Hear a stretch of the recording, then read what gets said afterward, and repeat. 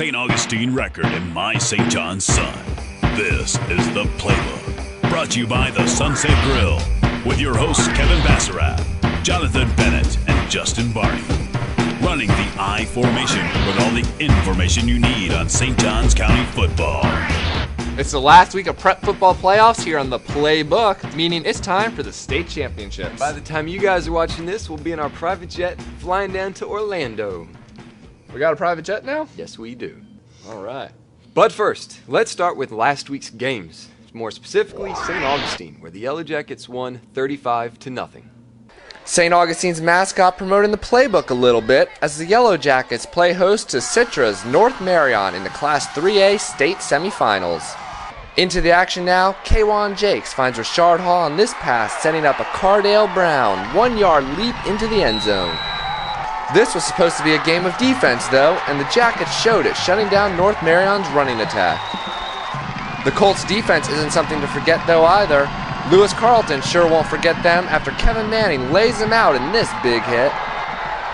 Little later on, K1 Jakes finds some room and decides to take it himself on this carry before being tackled by Lamar Jones.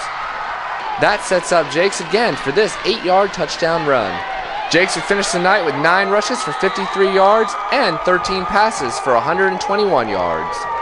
St. Augustine's defense continues to flex their muscle though, holding Albert Gary to only 10 rushing yards on the night. And let's not forget about Richard Hall, who almost picks off this Chucky Looney pass single-handedly. The Jackets defense would hold strong the remainder of the game though, shutting out the Citra North Marion Colts 35-0 and advancing to the Class 3A state championship in Orlando. Bartram Trail got so close to the state championships, but were eliminated in overtime 27-21. In the fourth round of the playoffs, the Bartram Trail Bears took on the Osceola Cowboys. In the first quarter, Bubba Brown takes a pitch from Tajar Von Bell for a 4-yard score, taking the Cowboys up 6-0. In the second quarter, Kyle Parker finds his tight end Andrew Parker in the corner of the end zone for a 20-yard score, taking the Bears up 7-6. In the second quarter, Bubba Brown scores from 10 yards out, taking the Cowboys up to 14-7. Just before halftime, Bubba Brown scores his third touchdown of the night from 3 yards out, taking the Cowboys up 21-7. With no time left on the clock, Kyle Parker launches the ball 52 yards into the arms of Nick Smith, taking the halftime score to 21-14. With 23 seconds left in the game, Kyle Parker sneaks it in and takes us to overtime. After a Bears turnover, Bubba Brown and the Cowboys move on to the state championship as they score this touchdown, winning 27-21. That was a tough loss for Bartram Trail, but it wasn't the only close game that week. That's right, Jonathan. I was down at Nice High School where Nice took on Pace. The game almost went into 5 overtimes were it not for a missed extra point by Pace. Nice seniors enjoying their very last game at Panther Stadium, hoping the Panthers advance to the state championships. The seniors got their money's worth in a 4-overtime victory by the Panthers. Nice up 15-7 at the half until Ted Stakaitis adds this 8-yard touchdown run, putting the Panthers up 22-7. The Patriots don't want to go home without a fight though. Quarterback Aaron Muniz finds Riley Hawkins to help set up this 34-yard pass from Muniz to Seth Fricks. The Patriots choose not to go for 2 and rely on their defense stepping up.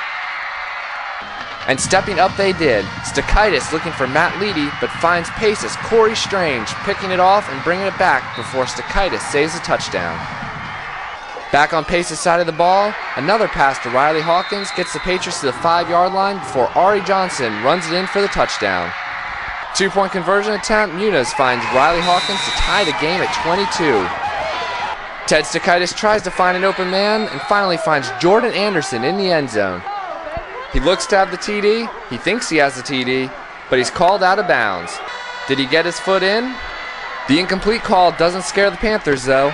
Stakaitis finds Patrick Barker on this TD pass, adding 23 yards to his stats. Stakaitis would finish the night 18 of 37 for 286 yards. Pace still isn't ready to go home though, as Muniz finds Tyler Hunt for 15 yards and the touchdown, ending regulation at 29 all. Neither team wanted to lose this matchup, taking 3 back-and-forth scoring overtime periods before Stakaitis takes this keeper in for the touchdown. Andrew Barker adds the extra point, but Pace answers right back. A pass to Riley Hawkins sets up another Ari Johnson 1-yard touchdown run. The extra point will send this to a 5th overtime, but oh no! Eric Martinez misses the extra point. Nice goes on to win 49-48 in 4 OTs and heads to Orlando next week for the state championship. I mean, especially this victory, it's a hard-fought victory. All those overtimes, Pace is a great opponent, and I'm so happy to go to state with 3rd year in a row, and it just feels awesome. I have coached for 35 years. I have never seen a battling bunch that loves each other and fought like you did tonight. This was an incredible victory, and you'll live a long life, but you'll always remember this night. You'll remember the band of brothers who fought their guts out, who came out victorious. I'm so proud of you. For Jacksonville.com, I'm Kevin Bassarab. Well, Kevin, since you were both of those games last week, tell us a little about the crowds and how they sounded. Well, Nice, good crowd there, pretty good amount, but St. Augustine takes the cake. Yeah? They had at least 4,000 to 6,000 people total there, including about 1,500 people from North Marion, by my unscientific estimations. But it was just an electric atmosphere. You couldn't hear anything. It was loud. Just really an awesome experience to be there.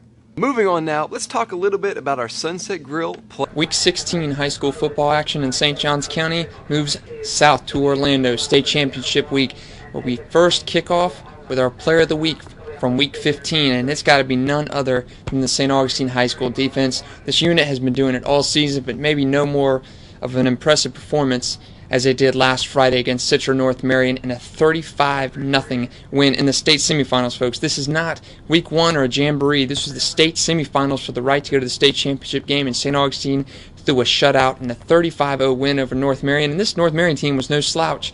Ended having won 12 straight games, and they left St. Augustine High School losing one big game. It was actually their 3rd consecutive state semifinal loss. But St. Augustine High School defense picks off 2 passes, recovers a fumble, and takes one of those interceptions back to the house with Kevin Taylor going 30 yards.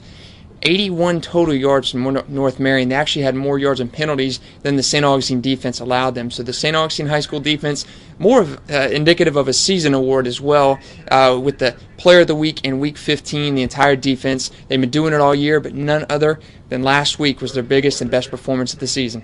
Next week, we'll have highlights from the 2 games in Orlando and be outside the Citrus Bowl. So see us there, and if any of you guys need rides to the game, our jet seats 4. And by jet, he means car.